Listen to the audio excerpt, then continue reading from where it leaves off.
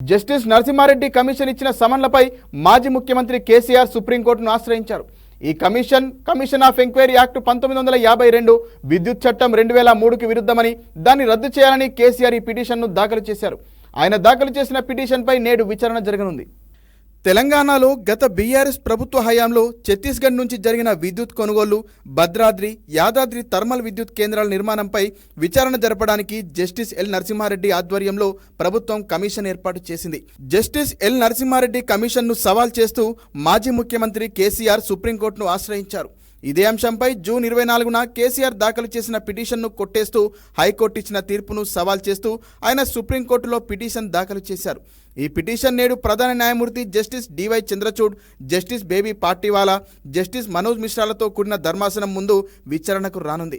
ఛత్తీస్గఢ్ నుంచి తెలంగాణ విద్యుత్ సంస్థలు చేసిన 1000 మెగావాట్ల విద్యుత్ కొనుగోలు, భద్రాద్రి, యాదాద్రి థర్మల్ విద్యుత్ కేంద్రాల నిర్మాణంపై విచారణ జరిపి ఆ నిర్ణయాల్లోని నిబద్ధతను తేల్చడానికి కాంగ్రెస్ ప్రభుత్వం మార్చి 14న జస్టిస్ నరసింహారెడ్డి ఆధ్వర్యంలో కమిషన్ ఏర్పాటు చేసింది. ఈ కమిషన్ ఆఫ్ ఎంక్వైరీ యాక్ట్ 1952 విద్యుత్ చట్టం 2003కి విరుద్ధమని, దాన్ని రద్దు చేయాలని కేసీఆర్ ఈ పిటిషన్ను దాఖలు చేశారు.